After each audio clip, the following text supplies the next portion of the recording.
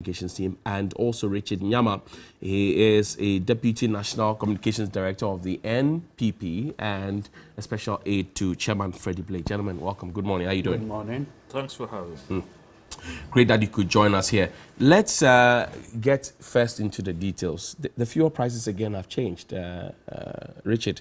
Now, the MPA had written some notice on the 10th of October and said that we were going to have Parliament deal with some proposal that they had made with the blessings of the President so that fuel prices can drop. But it keeps going up. What's going on? Yeah, I was just on my way actually following up on the fuel price hikes. And apparently it's virtually reaching a global crisis point. To the extent that the US of A is having presidential instructions where Biden has asked them to investigate if there's actually some attempt internally to hike prices because it just keeps going up and it's not going down. You cannot divorce the effect of COVID on the global crisis in terms of energy crisis, coupled with this green revolution that is ongoing. Right. If you remember somewhere last year, prices of crude actually dropped to below 0%. And because we're all stuck indoors and virtually nothing was being bought, industry shut down, and the system went overboard.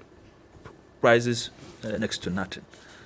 Then once the economy started coming back, all of a sudden the prices have peaked and are going over. I've observed the attempt by the US to get Saudi Arabia in particular to increase supply so that the prices will come down. But I think there's some green revolution politics going on as well at the global level when it comes to these oil prices. The countries that are the main oil producing countries have a headache. Their economies would naturally, if you take Saudi Arabia, they're about 90-95% dependent on exports of oil, and a lot of the OPEC countries. Their question is that if the green revolution succeeds, what happens to their economies? You look at the target dates that are being set. So this might not be backed by facts, but I want to believe they are deliberately trying to make the most out of it at this time because they have very few years left to rake in and to diversify into other sectors of the economy. To your question, yeah, there was that release from the NPA. I think about a month ago. That's right. Yes. So my question is, where in the delivery process has this reached? And why has Parliament, if it is gotten to them, have they not considered this? I've spoken to some parliamentarians. They say it is not yet before them, which means it's not been laid yet. I don't know why, but in that release it says that it will be done expeditiously. Okay, yes, expeditiously. When you take the what do we call it? Our bureaucratic systems and forces in place. They might be the reason, but seriously, I fail to accept that it hasn't got into Parliament yet, because people are things are hard. Let's be very straight with ourselves, and the least attempt or process to help ease the pain. Everybody that has a responsibility has to act fast. And so I expect maybe we should do a follow-up with NPA. What is the state of this issue? Has it been delivered to Parliament, or is it still under at the cabinet consideration level? If cabinet has Cabinet has approved, Approved it. it, The yes. president gave it his blessings. So once the president signed it, what has stopped Parliament from having it approved? Is it that they have too much workload, that this doesn't concern them? So we should be asking the MPs. If it has been approved by Parliament and by Cabinet, then necessarily, I suppose the minister has delivered it to Parliament. If he hasn't, why is it still in the pipeline? Why is it with anybody? But there are more questions to be asked and answers given to this particular. Because, look, the least relief it will bring would ease people's pains. And I want to believe that we are gradually turning the corner. And so if we get this relief, and let's say the 2 months period lapses and things have eased up and people are feeling better and government wants to bring it back, then we can have a conversation around it.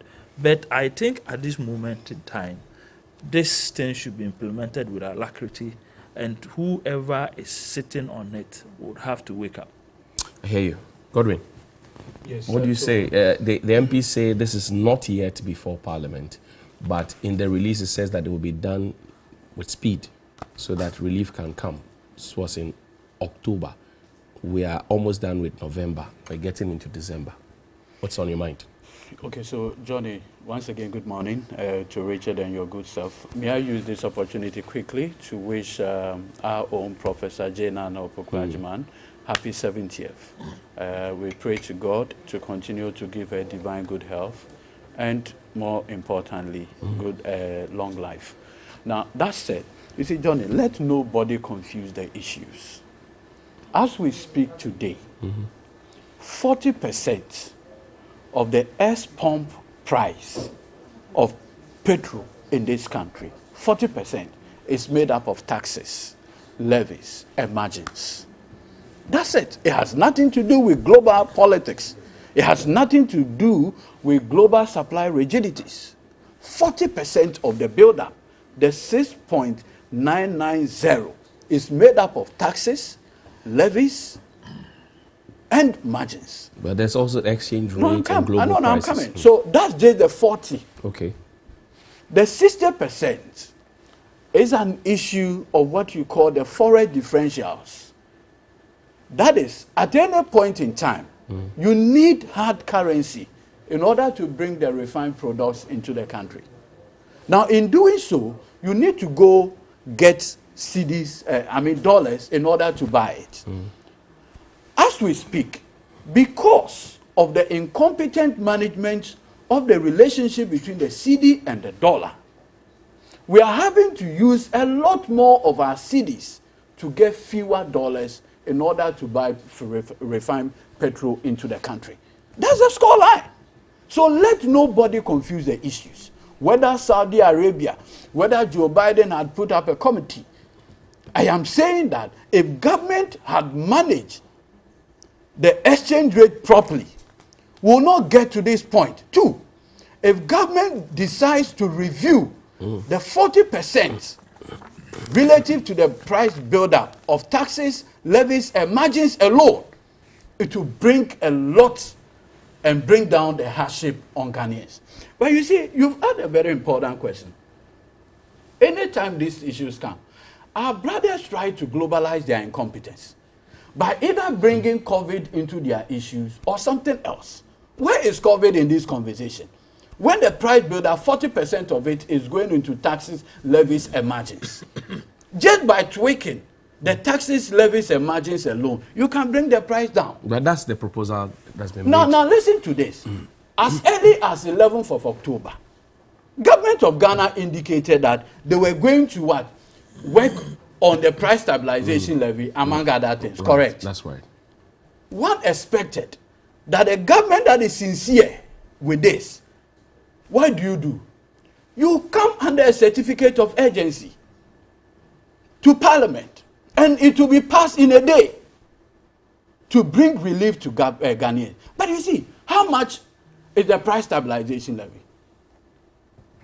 That is the critical question. Today, by reason only of the exchange of foreign exchange differential losses, it has wiped away the effects of taking away the price stabilization levy.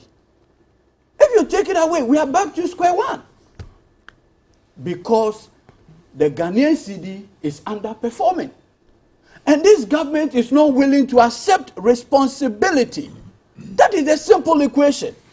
And look, Johnny, the effect of the fuel price alone on prices of commodities, prices of household items, consumables is huge. And that is where we are. And even what is even more dangerous is that Christmas purchases from abroad have not even started coming in. So expect greater depreciation of the cedi as we get closer to Xmas itself, because people are going to bring items from China and all over those places. And you need more cedis to go and buy fewer dollars in order to even clear your items at the ports. That is the mark and what incompetence has done to us. And anytime you bring this issue, they try to globalize this incompetence by saying it is COVID. It is this. It has nothing to do. And you know, when my brother was talking, he tried bringing Saudi Arabia, green, what and what. Do you know that in the 2021 budget, government of Ghana projected that they will be selling our crude oil from our fields, $55. Today, per barrel. Yes, per barrel. Today it is doing 83, 85. Where is the windfall? Where is the windfall? They are not talking to us about the windfall. They are making almost half. They are making almost 100% windfall on crude oil. They will not tell you. And you see, if you look... You mean Sikano wine? Sikano wine. If you look at the Energy Sector Levies Act, it specifically stated that the reason for the price stabilization levy is that in times of crisis like now, you intervene with the price stabilization Have levy. they not? No. As we speak, the price stabilization levy alone had given this administration over 2 billion Ghana cedis. Where is it? They are using it for frivolous expenditures. Like Johnny, what? Like as we what? speak, Like what? As we speak, the 2022 budget alone, allocation to the Office of Government Machinery alone is 3 billion Ghana cedis. And I'm making this point that if our president can cut down on some of the frivolous expenses alone, things will be better for us. And I'll demonstrate just one. Quickly. January to September 2019, presidential travel alone, presidential travel only, January, September 2019, 68 million Ghana cedis, $12 million on presidential travels. But there was benefit, wasn't there? Please. The only thing that saved us, 2022, was that our airports were closed. 2020, you mean? Sorry, 2020. Immediately 2021, the opportunity came. The president started the travels. And this time he had even moved it from the use of the presidential jet to going for chartered flights. Chartered private jets, costing us millions of Ghana. But wasn't it the travels that brought you the COVID vaccines from Germany, for the last example? time when the president went to Germany, our friends, the spin doctors of government, said, but for the president's travel. Meanwhile, 2 months ahead of the president's travel, the German Chancellor, Angela Merkel, had already come out that the German government is giving developing countries 70 million dosages of COVID vaccine. So with or without the president's travel, we were beneficiaries of this intervention. His travel did not add anything to the vaccines. So let them come again with a better explanation why our president decides, even when we have a presidential jet in very pristine condition, he still decides to do private jets, costing us millions of Ghana cedis. Can we trust the minority in parliament to ask these questions on our behalf? For example, Richard is also worried that the president has given his blessings for some of the taxes to be taken off. The MPs say it is not properly before them. Can we trust the minority to ask the questions on our behalf? The decision as to who brings a bill or whatever is an executive one. The Minister of Energy is an appointee of the president. If the president is minded to have this thing done ASAP, there's an opportunity for a certificate of urgency to be brought to the House. There is no clear intention. Government is broke. And so government is looking for money. They cannot risk this. Because, look, so if they cannot risk it, why did they write it? Yes, the MPA letter is dated 11th October. Today is what date? 22nd? November. And you are telling us that this is a president who is sincere? The deception is clear. They have no intention to work on these matters. And like I indicated, what about the gains that we have made significantly? Now that crude oil prices have moved from $55 to $83. Where is the money? Okay, Sir Rich. You see, in the first place, you have the copyright to incompetence, so stop bandying it about. You can't globalize it. I said that you have the copyright, it's yours. But he said you are globalizing it. They are globalizing their He's trying to rope us into it. We are not interested. We are not part of the incompetent bunch. Please, point is this. Number one, you're talking about the price of crude moving from 55 to 80. Point is, when this thing was being stated, the $55, the way he's even espousing the thing is as if every single barrel is yours. How much is yours on a barrel? What is yours on a barrel as a country? Your profit That margin. is yes. So you are sharing. It's going but it's going to somebody. It's going to the owner of it. You are not the owner. You only have 10-15% of whatever it is that is a windfall.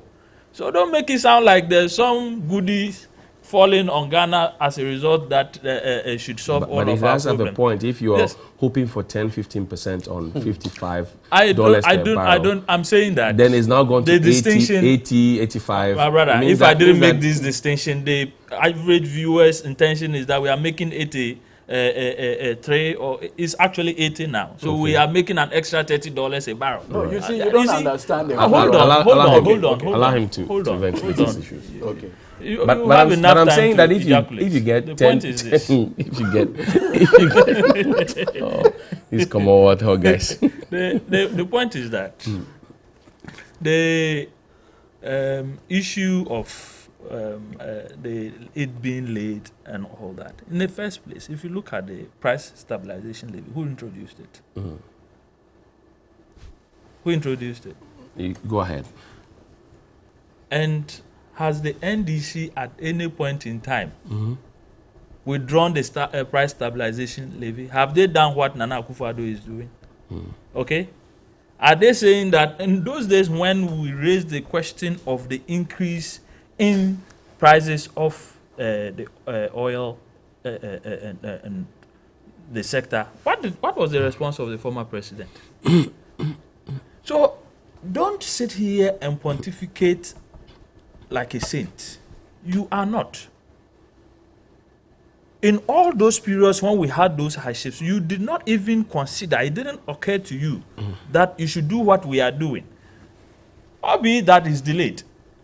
It's not being pushed the way it should, or it hasn't been pushed. But question is, if the minority are minded and they are also quite interested, why aren't they up in arms?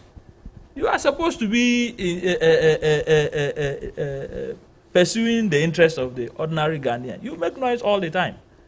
So that if the government promised something, let's say that they do not intend doing it, and then you sleep and say that because it is an executive decision, you can't be bothered. We are equally all guilty then.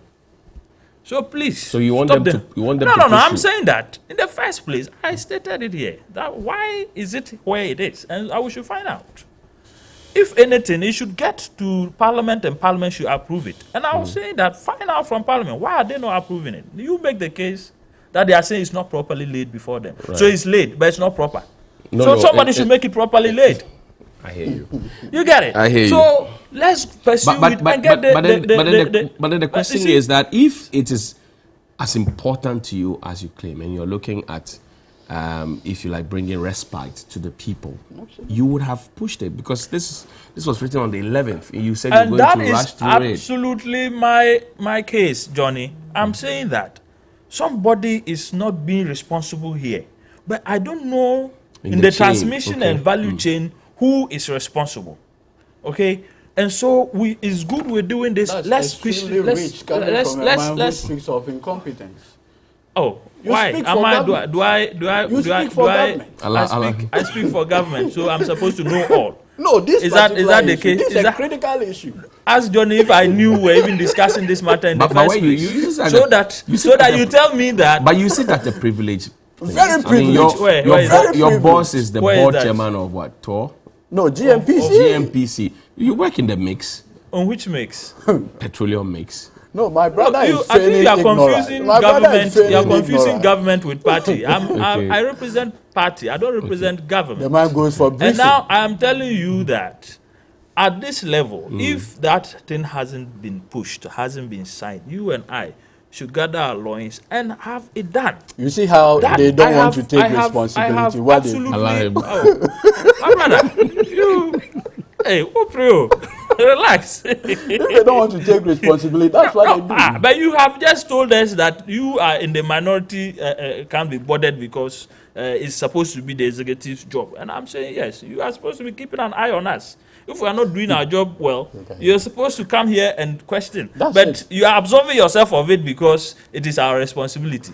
And then you go back Do to you the take same guy. responsibility? But you know something. Do you take responsibility? So what I'm doing is I'm not taking responsibility. I'm admitting that this thing should have been done long ago. Okay, all right. That's taking responsibility. that's fair. And I'm questioning who in the value chain is not having it done. Okay. And I'm saying that let's all push for it and ensure it is done.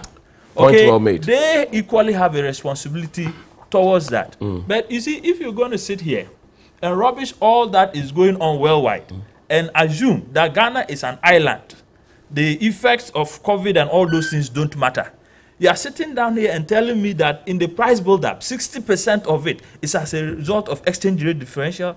Jesus Christ of I didn't Nazareth. say that. Oh, but that Said was 40%. no. That's for 40% for 40 taxes and yes. 60% Yes. for exchange rate All the other differentials ones. and the The other global issue. mix. And Okay, everything so else. which are the other ones? Because in his espousing that point, he makes the issue about exchange rate differential, and that if the CD was strong against the dollar, right now we shouldn't have that issue. If he is not aware, year to date, depreciation of the CD to the dollar, the major currencies, is 2.3. Ghana is on course to having the strongest in case, if you are talking in terms of CD depreciation in our history. By close of this, allow him. by Brother, no, you go to a foreign. Allow him. percentage. Edudzi, allow him, please. if you Okay, do not Richard, have go ahead. the facts, I am stating it here that by close of this year, we are in the last quarter. If the CD continues the rate at which it is, we would have had the longest, lowest rate of depreciation in the country's history. By percentage. I'm saying that no. If you look at the depreciation, okay, on year, I'm saying that since independence, this is the lowest in terms of depreciation of the CD. You see, Richard, you set up a 40-member FX committee. Do you remember that? The vice Yes. president was not. The vice president was not part, but you set up a 40-member Wait for the FX record. committee, and their job was to make sure that the CD is able to withstand the dollar and other major trading currencies. Yes. We are 2 years or maybe 3 years into that thing, and our CD keeps dropping. What's the essence of the committee? No. Tell me what was your CD in 2016 that you say it keeps dropping? Tell me what was the CD in 2016? Is it not dropping? No. You sound like the thing is leaking. Is It's had a running tummy. That is the point I'm making to you. When I go to the Forex Bureau, my pocket is broadcasting to me. I don't need figures. No. I'm asking you, how much was the CD in 2016? How much is it today? Less than 1 CD 50 pesos has come to add on, if you care to know. That's money. That is money. And I'm saying that when somebody took it and it was 1 CD, by the time he was leaving, it was 4 CDs, almost 5 CDs. That is over 1,000% increase. So don't tell me that. We call them incompetent. We call them incompetent so that if you are doing 1,000 over that duration, and somebody is doing less than 30%. How do you compare 1,000 to 30% as incompetence? Was it somebody who scores a bad mark of 1,000 times percentage points over 30%, and then you are telling me the 30% is Was incompetent? it before the vice talking president about? arrested the CD, the dollar, and gave the key to the IGPRP too? Or And was I'm afterwards? asking you, Johnny, let's take the rate at which the CD was depreciating under the NDC. Year on year was on an average 54% under the NDC. At least 54%. I'm saying that over the last 5 years, it has not done more than 30%. So what conversation are you having? Do you have a good appreciation of how these things work? If you do, you would appreciate the fact that Ghana's currency, the cedi, is currently one of the strongest performing currencies in the world. Do you think the business people It's will about agree a with you? third. What? Do you think the business people will agree with you? The people who trade, they import stuff into this I am a country. business person myself. Do you appreciate these figures you are quoting for me? I do Has it appreciate made your them. life easier? I do appreciate them. And I also do appreciate that I am working in an international environment. Ghana is not an island. Okay? I'm a business person. I do change money and pay my foreign counterparts to bring in goods and services and things that I use in doing business. If I had my way, okay, we would have virtually what we used to have under Kufuor, 1 cedi to the dollar. But if you also have a good appreciation of economics, it also tells you that it is not very good to always be a par with the strongest of currencies. And if you want to know why, go and ask the Chinese. They have constantly been accused for manipulating their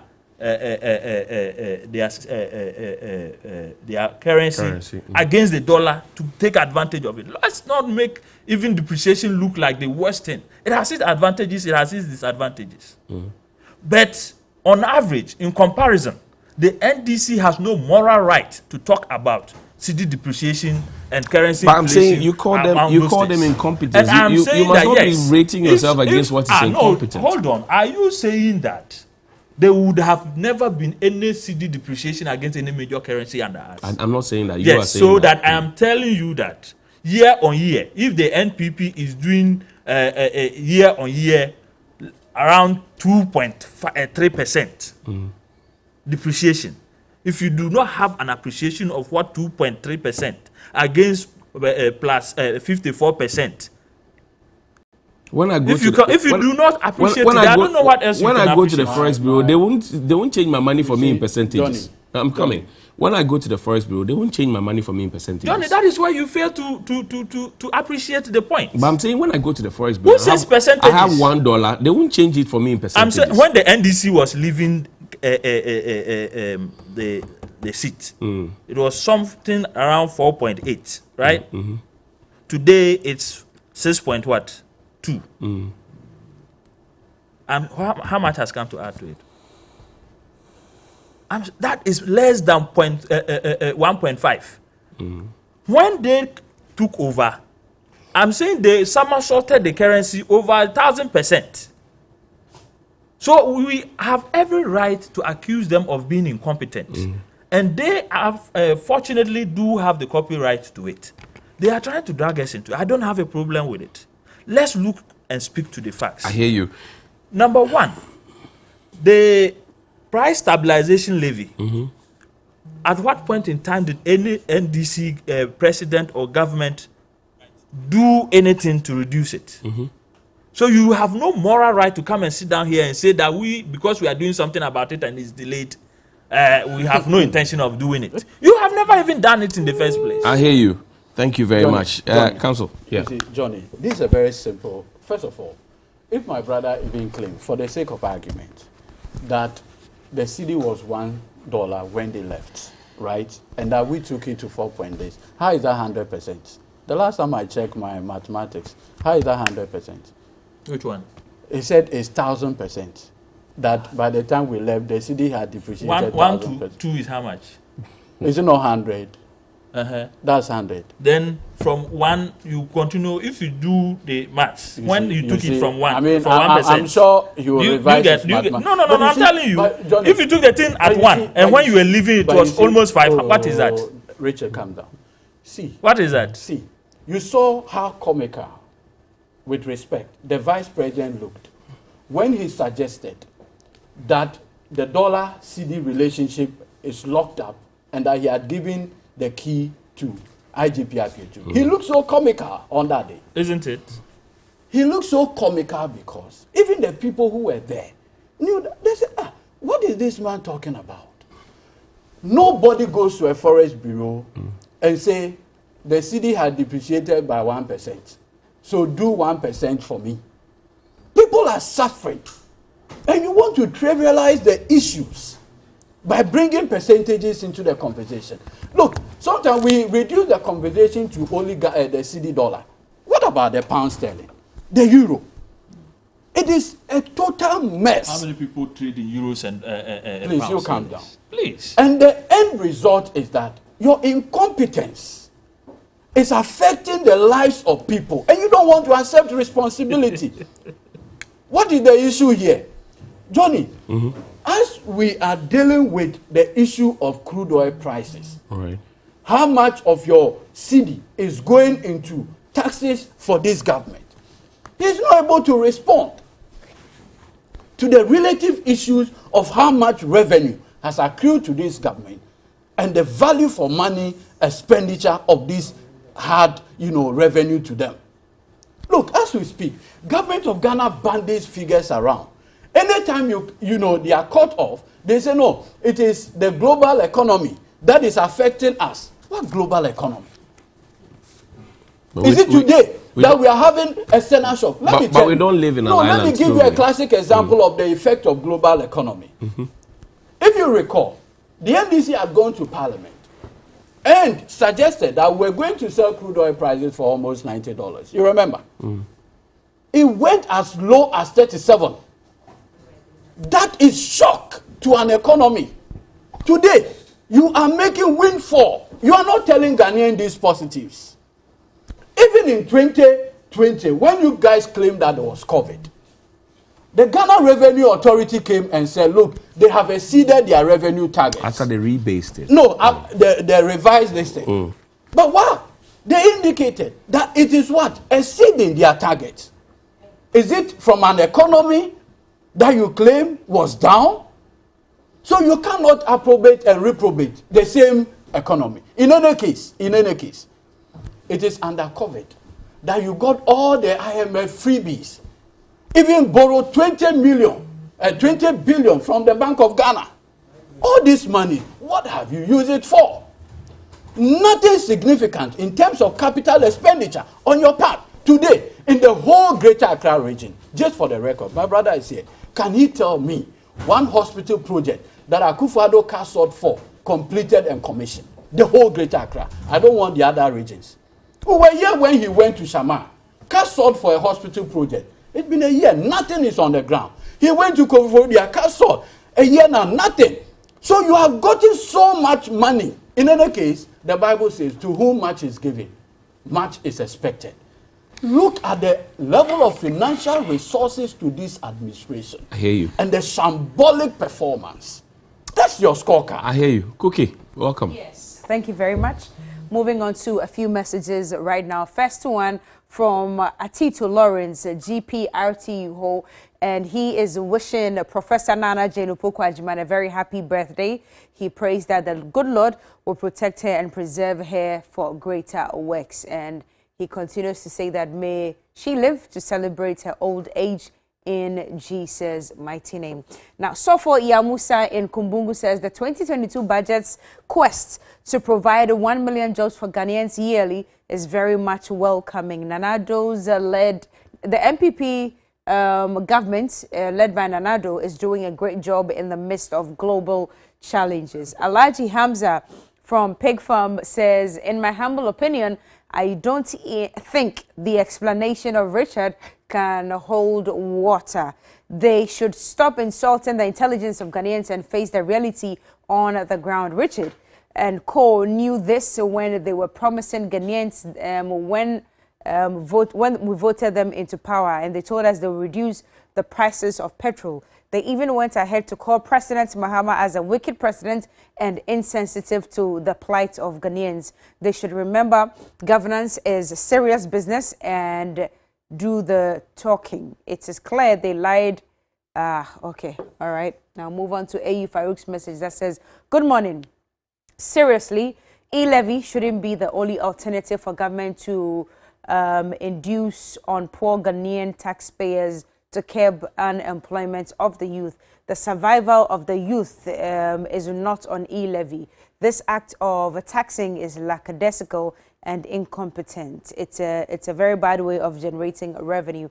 Good morning. Nurses who have completed service this year in Wa Municipal Government Hospital are yet to receive their allowance. We are tired. Johnny, just take it away because the messages are a bit much this morning. Okay. Thank you very much. We're wrapping up. I'm interested in the E-levy. The E-levy. Don't worry. Win some, lose some. We can't be wrapping up. Win some, lose some. No, we can't be wrapping up. I won't allow. Tell your producers to give us the time. I won't allow the vandals to Tell them to give us our time back. To hijack my show. Who agree? I won't allow the vandals to hijack my show. cheating Thankfully, us. none of you is in red, so it's fine. No, the red, it depends on where you are. It depends on where it's being won. And I will become miss you. It depends on where it's not necessary. It's not necessarily visible. The bonding will be complete. AJ, lend me a few minutes. Let me quickly get some thoughts on the E-levy thing. Yeah. It's generated a lot of public conversation, and I'm looking for clarity on what it will affect and what it won't affect. That clarity, I'm not sure, has been made, because on that day, when the budget was read, I think the day after, we spoke to Kojopo Nkrumah. He said it was just for mobile money transactions. Yeah. John Kuma on that same day was on Asempa FM. He said it was going to affect Momo and bank transactions as well. Mr. Kweku Kwatin was also saying something else. And that clarity needs to be there. What is it? Okay, so there's going to be a Q&A that should come out from the ministry to put all these things into perspective. Because listening to it and having engagements on this subject matter, I'm aware that when you do, like from your own account to the bank and vice versa, like transfer the money from your bank account to your wallet and all that, those things are not affected. They have listed quite a few of them. On top of my head, I would not be able to remember. But there will be a clarity on that aspect. Okay. For me, what we should look at is, and I would urge you and the media and every single Ghanaian to hold the government's feet to the fire on this. The monies have been earmarked for some specific projects. As a country, we have a very bad record on doing that, and I am a very good example or witness to where we set monies aside for specific projects. And we never use them for statutory funds meant for education, meant for this. Then in times of crisis, we stop those ones and then divert the resources somewhere. The government is saying that we're looking at bringing up to 1 million Ghanaians starting their own businesses and running them, entrepreneurial. We are putting certain X amount for that. We want to expand our routes. Currently, all the governments that come and go have a challenge in rolling out road projects. We need, for instance, some 1 billion to 1.2 billion to dualize most of the roads out of Accra to our major cities. If this can bring it, let's see it being done. But let's have clarity that this money is being collected for this purpose, and it has to be done for that purpose. Look, I've heard the telcos complain about the percentage, 1.7% and blah, blah, blah. Telecoms chamber is complaining. Okay? They are already making money in the sector. they have actually succeeded, and the banks have been too late in reacting, taking the financial sector away from the banks in this country with the mobile money interoperability that is But the Vice ongoing. President counted We it as have- an achievement. Hold said on. Banking the Oh, unbanked. no, you're not getting the point I'm making. I'm saying that the banks were outsmarted on this because now we have about 350 to 500 billion Ghana cedis Floating around that space, yeah. within that space. All the banks put together are not even half of that. That is the point I am making. They have been late in reacting, in getting the systems operating. Up to now, you have banks that do not have you link your Momo to your bank account and all those things. That is where I am coming to. But the telcos... But Momo now is registered as a financial service under the Bank of Ghana. Yes, but most of the rewards are going to not the banks, it's going to the telcos. Okay, it has become a major this thing. The telcos revenue source. It used to be just making and receiving calls that was their main revenue source. Now it is the financial sector that they have taken over. They are charging a 1%. Okay, and they think that the government takes taxes on the 1%. Yes, from them. no, but that is the point. I'm saying that if they are allowed to take 1% and it is their profit that we are then taxing, what makes them think that the government that is providing the goods and services and ensuring this country is run properly should not take 1.7? But the platform is theirs, not yours. So, hold on. So if you want to take taxes, why are you taking more taxes than the person on whose platform the thing is being run? And you are taxing the person by the 1% anyway. Is there any country in this world that doesn't take taxes? You take, but I mean, if I have a platform, yes, and I'm providing a service, yes, and based on the profit I make, government takes a certain tax from me. Yes. If government now wants to add on to the tax that is being taken, how does the tax? You cannot be taking more tax than me who's how is the providing 1.7% coming from the telcos? 1.75 actually. 1.7%. It's not coming from the telcos. The government has a responsibility in a relationship with its citizens. So it is not the business of telcos to tell us how we go about it. Question is, what is the money used for? They may lose their customers if you lose which overtax them. Which customers are you talking about? People may shy of mobile money. And But if they shy of mobile money, where will they take the money to? They'll go to the banking halls and do that. You see, there are a lot of things happening within the space that will solve all these things. We are now introducing an ECD. The ECD comes, look, the need for all these systems of holding physical cash will become a thing of the past. And we went to print once 100 Ghana and 200 CD notes if we knew we had ECD coming up. Johnny, I think you should stop the trivialization. I'm not trivializing it. You have planned for an ECD and you are issuing the ECD 100 Ghana CD and 200 Ghana CD notes. When was that introduced? Hold on. When was that introduced? The 100 and 200. When was it? Was it not last year? Was it not last year? When did the ECD project take off? You have been talking about ECO for a long time. I'm saying that ECO is the West African one. Right. We are talking about Ghana. When did the ECD issue come up? So please, we are living in the past. We are moving on. I should hurry up. Stop. Yeah, you are like the banks. You've been caught unaware. I hear you. Point is that the space is huge. The issue, and trust me, government has made provision for flight for people leaving that space. They've calculated up to about 30% leaving the space as a result. Okay. But we would have to find smarter ways of raising revenue to bring about employment and to do the massive infrastructure projects that we intend. Thank you. Council, specifically the roads. Take your minutes on this one quickly. AJ is sacking us already. Yes. You see, Johnny, at the core of this Baumia tax on our MoMA... is the E-levy, it's not Baumia tax. No, it's the Baumia tax. And I know why Will you people scrap it when you come? It's not an issue of scrapping. We don't have I'm asking. It's a question you should be asking. They hate it with a passion. Will they scrap it? The NDC, they should tell us on the floor. We are even going to oppose it. Oppose it, but will you scrap it? We are going to oppose it. Oppose it. I'm saying that we are opposed to this introduction. Opposing is one thing. Scrapping it is another. But you see, Richard, opposing is one thing. Scrapping it is another. If you make that argument, you oppose VAT. And I'm asking. You have perfected it. Johnny, So that is the question I'm putting to him. He should give us his promise to the Ghanaian that after the NDC we don't want this. We have to go. Did you take your We will scrap it. We don't want it. This morning, if you're a Ghanaian watching me, you are having to send 200 Ghana cedis via mobile money to your mother in the village who is not feeling well, with a relative in the village who is not feeling well.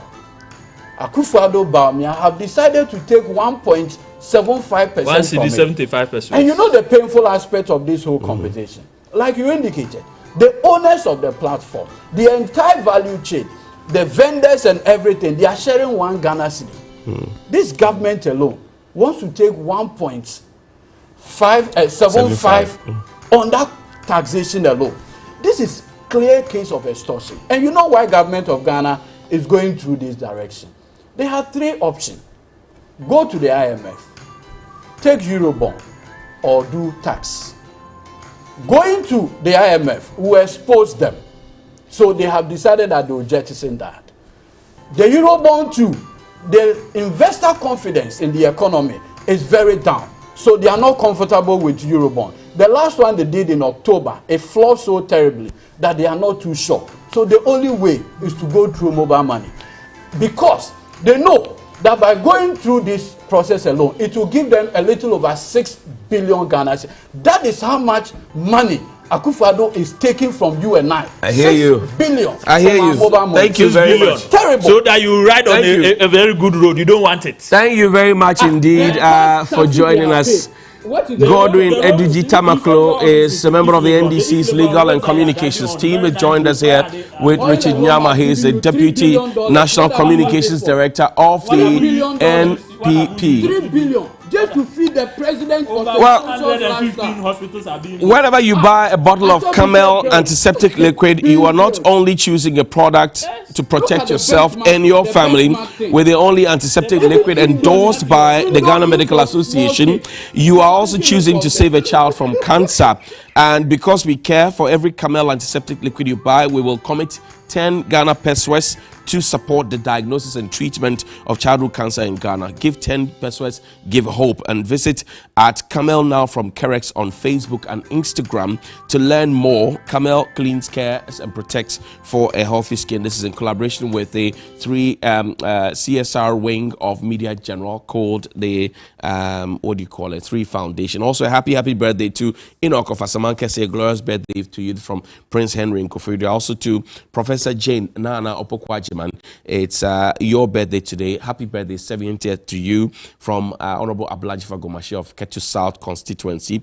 Also, a happy birthday to Martison, my brother, who sings with the Koforidia Police Band. It's your birthday today. Happy birthday. And also, happy 80th birthday to statesman Honorable Hackman Owusu-Agyemang, a distinguished statesman in his own right, a key contributor to our democracy as well. It's your birthday. Say happy birthday. Danny, if you can find that Oye song, let's play for. Did I say Oye Monio by Diana Hamilton? Let's play it for Honorable Hackman Owusu-Agyemang. Thank you very much to Grandpa Clothing in Nansuman for my outfit 0209855696. Get something special for yourself. Feel good, dress well, so that you can be addressed properly. We'll see you after the break.